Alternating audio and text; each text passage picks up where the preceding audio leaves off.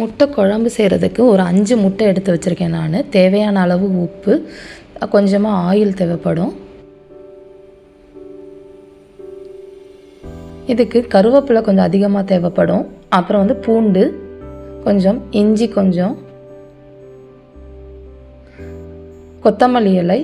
நான் இன்றைக்கி வந்து பச்சை மஞ்சள் யூஸ் பண்ணியிருக்கேன். பொடியாக இருக்கவங்க 1/2 டேபிள் ஸ்பூன் மஞ்சள் தூள் யூஸ் பண்ணிக்கோங்க. 3 பச்சை மிளகாய். சின்ன வெங்காயம் தான் அதுக்கு நல்லாயிருக்கும். நான் ஒரு 100 கிராம் சின்ன வெங்காயத்தை உரித்து எடுத்து வச்சுருக்கேன்.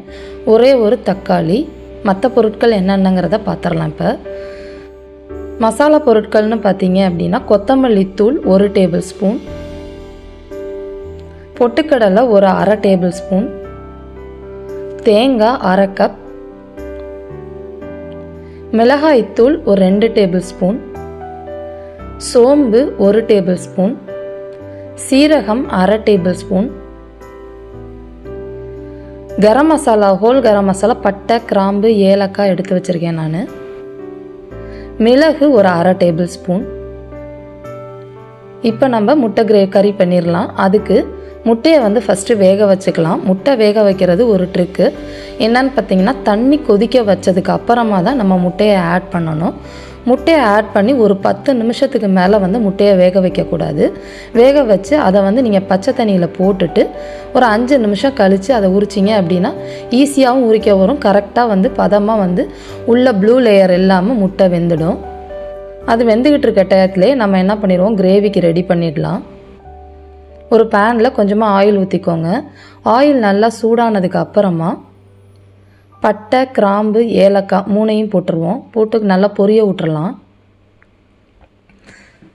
பொரிஞ்சதுக்கு அப்புறமா பாதி சின்ன வெங்காயத்தை மட்டும், இது வந்து நம்ம பேஸ்ட் மாதிரி அரைக்க போகிறோம், அதனால் பாதி சின்ன வெங்காயத்தை மட்டும் போட்டு நல்லா வதக்கிடுங்க. இதோடைய இஞ்சி பூண்டையும் போட்டுடலாம். நம்ம பேஸ்ட்டாக அரைக்கிறனால இதை பேஸ்ட்டாக அரைக்கணும்னு அவசியம் இல்லை. இஞ்சி பூண்டை அப்படியே போட்டுடலாம்.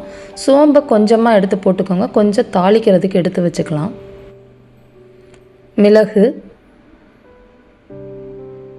சீரகம்,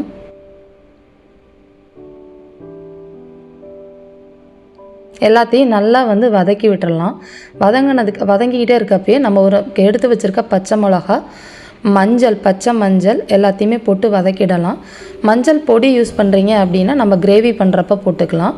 நான் பேஸ்ட்டாக அரைக்கிறனால இதிலே போட்டு நல்லா வதக்கிடுறேன். நல்லா கொஞ்சம் வெங்காயம் நல்லா சுருண்டு வர அளவுக்கு நல்லா வதக்கிடுவோம். வதங்கினோடனே நம்ம கட் பண்ணி வச்சுருக்க தக்காளியும் போட்டு அதுவும் நல்லா மசிகிற அளவுக்கு நல்லா வதக்கி விட்டுருங்க. கொஞ்சமாக உப்பு போட்டு வதக்குனீங்க அப்படின்னா சீக்கிரமாக வதங்கிடும். இதிலே ஒரு 3 கருவேப்பிலை இலையும் போட்டு வதக்குனீங்க அப்படின்னா மசாலா நல்லா வாசமாக இருக்கும்.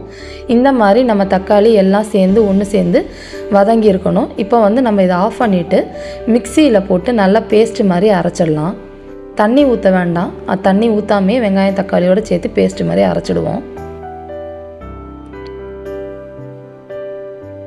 பார்த்திங்கன்னா இந்த கன்சிஸ்டன்சியில் இருக்கும் நம்ம அரைச்சதுக்கப்புறம். இப்போ வந்து நம்ம மசாலா செய்கிறதுக்கு ரெடி பண்ணிடலாம். இப்போ அதே பேன்லேயே கொஞ்சமாக ஆயில் ஊற்றிக்கோங்க.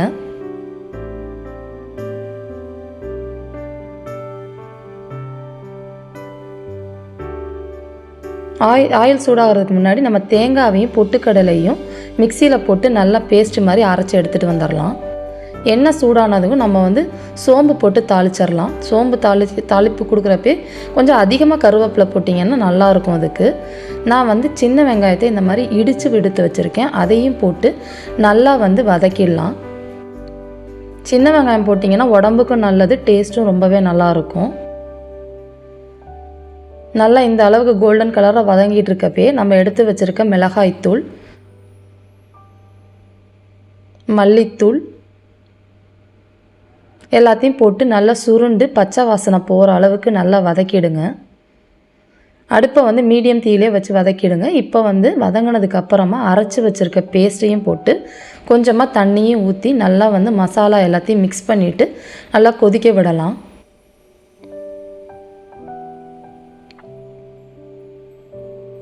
நல்லா கொதித்து ஆயில் பிரிஞ்சு வரணும். இதுக்கேற்ற அளவுக்கு உப்பு சேர்த்துக்குவோம்.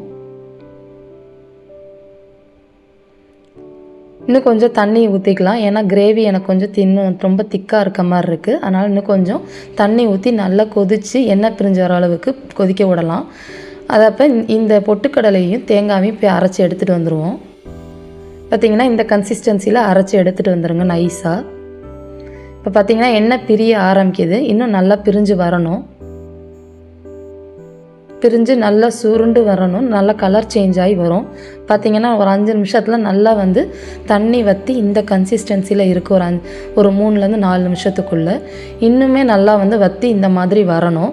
வந்துச்சு அப்படின்னா தான் பச்சை வாசனை போய் நம்ம போட்டிருக்க மசாலாவோட வாசனை எல்லாம் நல்லாயிருக்கும். இப்போ அரைச்சி வச்சுருக்க பேஸ்ட்டையும் ஊற்றிட்டு நல்லா வந்து மிக்ஸ் பண்ணிடலாம். எண்ணெய் பிரிஞ்சு வந்ததுக்கப்புறம் தான் தேங்காய் அரைச்சி வச்சதை ஊற்றணும். இப்போயும் கொஞ்சம் தண்ணி ஊற்றிக்கலாம். நமக்கு எவ்வளோ உங்களுக்கு குழம்பு எந்த கன்சிஸ்டன்சியில் வேணுமோ அந்த அளவுக்கு தண்ணி ஊற்றி ஒரு 3லேருந்து 4 நிமிஷம் தான் கொதிக்க விடணும். தேங்காய் போட்டதுக்கப்புறம் ரொம்ப கொதிக்க விடக்கூடாது.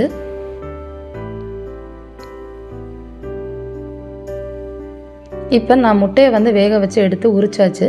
இதை இந்த மாதிரி நல்லா கீரி போட்டதுக்கப்புறமா அதில் போட்டுக்கலாம். அப்போ தான் அதில் நல்லா வந்து மசால் இறங்கும். இதே மாதிரியே செஞ்சு எல்லா முட்டையும் போட்டுருவோம். பார்த்திங்கன்னா நான் எல்லா முட்டையும் போட்டேன். அதோடைய கருவேப்பிலை இந்த மாதிரி பிச்சு போட்டுக்கிட்டிங்க அப்படின்னா நல்ல ஒரு வாசனையாக இருக்கும். பார்த்திங்கன்னா தெரியும் நம்மளோட முட்டை கிரேவிலேருந்து எண்ணெய் பிரிஞ்சு இந்த கன்சிஸ்டன்சியில் இருந்தால் வந்து நம்ம குழம்பு வந்து இட்லி தோசைக்கெலாம் ஊற்றி சாப்பிட்றதுக்கு ரொம்பவே நல்லாயிருக்கும். நான் கொத்தமல்லி தழை போட்டு தூவி இறக்கிடலாம். இதை வந்து ஒயிட் ரைஸு, சப்பாத்தி, இட்லி, தோசை இந்த மாதிரி இதோட சைட் டிஷ்ஷாக வச்சு சாப்பிட்டோம்னா நல்லாயிருக்கும். இதை நீங்கள் செஞ்சு பார்த்துட்டு கமெண்ட் பண்ணுங்கள். இந்த வீடியோ பிடிச்சிருந்துச்சுன்னா லைக் பண்ணுங்கள், ஷேர் பண்ணுங்கள். மறக்காமல் எங்கள் சேனலை சப்ஸ்கிரைப் பண்ணி வச்சுக்கோங்க. தேங்க்ஸ் ஃபார் வாட்சிங்.